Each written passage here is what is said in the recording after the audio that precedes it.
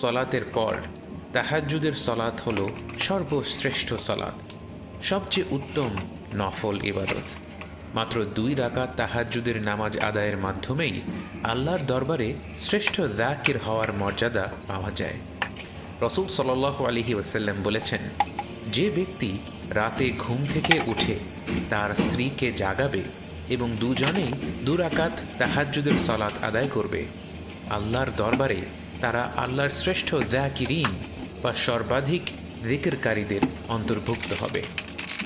রাতের সালাতের তাৎপর্য এবং মাহাত্ম্য অনুভব করে এই সালাত আদায়ের মাধ্যমে মহান প্রভুর সান্নিধ্য অর্জনের জন্য, তার বন্ধু ও ভালোবাসার বান্দাদের অন্তর্ভুক্ত হওয়ার জন্য আমরা নিশ্চয়ই উদ্গ্রীব হয়ে আছি।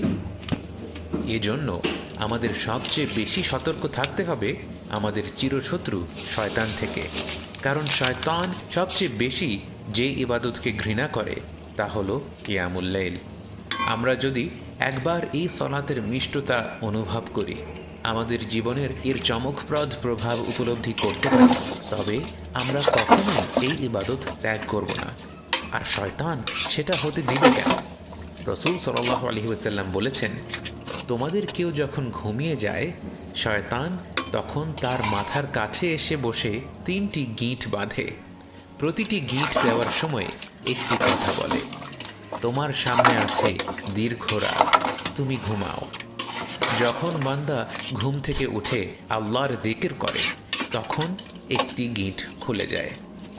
এরপর যখন সে অজু করে, তখন আরেকটি গিঁট খুলে যায়, এবং সবশেষে যখন সে নামাজ পড়ে, তখন শেষ গিঁটটি খুলে যায়। ফলে সে সারাদিন কর্মতৎপর ও সুন্দর মন নিয়ে দিন কাটায়। আর যদি সে এমনটা করতে ব্যর্থ হয়, তাহলে সারা দিন কাটে খারাপ মন ও অলস ভাব নিয়ে। তাহাজ্জুদের সময় ঘুম থেকে ওঠার জন্য কোরআন ও সুন্নাহর আলোকে আমরা তাই কিছু টিপস অনুসরণ করতে পারি। প্রথমত, ঘুমানোর পূর্বেই আমরা তাহাজ্জুদের নামাজ পড়ার নিয়ত করব। এর সবচেয়ে চমৎকার ব্যাপার হলো, কোনো কারণে যদি তাহাজ্জুদ মিস হয়েও যায়, তবু এর পূর্ণ সওয়াব পেয়ে যাব। রাসূল সাল্লাল্লাহু আলাইহি ওয়াসাল্লাম বলেছেন, যে ব্যক্তি তার বিছানায় আসলো, যার নিয়ত ছিল রাতে উঠে সালাত আদায় করা, কিন্তু তার ওপর ঘুম প্রবল হলো, অতঃপর তার নিয়ত অনুযায়ী তার জন্য পুরস্কার লেখা হবে, আর তার ঘুম হবে আল্লাহর পক্ষ থেকে তার জন্য সদাকা স্বরূপ।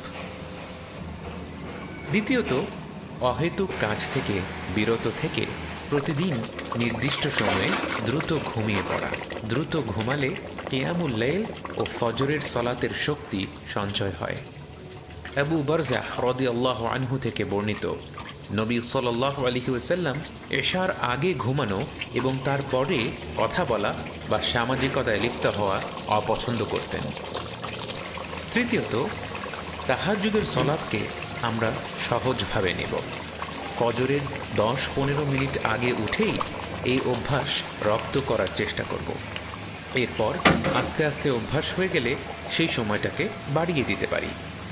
আয়েশা রাদিয়াল্লাহু আনহা থেকে বর্ণিত, রাসূল সাল্লাল্লাহু আলাইহি ওয়াসাল্লাম বলেছেন, তোমরা সে পরিমাণ আমল করো যার সাধ্য তোমাদের রয়েছে, কারণ আল্লাহ ক্লান্ত হন না যতক্ষণ না তোমরা ক্লান্ত হও।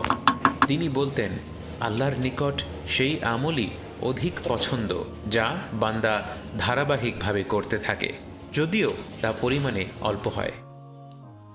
চতুর্থ বিষয়টি হলো, ঘুমোতে যাওয়ার আগে ঘুমের আদবগুলো রক্ষা করা, যেমন অজু সহ ঘুমোতে যাওয়া, ঘুমের আযকার ও দোয়া পাঠ করা। রাসূল সাল্লাল্লাহু আলাইহি ওয়াসাল্লামের একটি সুন্নত হলো, রাতে ঘুমোতে যাওয়ার আগে 2 হাতের তালু জমা করে তাতে ফুঁকে দিয়ে এরপর তাতে সূরা ইখলাস, সূরা ফালাক এবং সূরা নাস পাঠ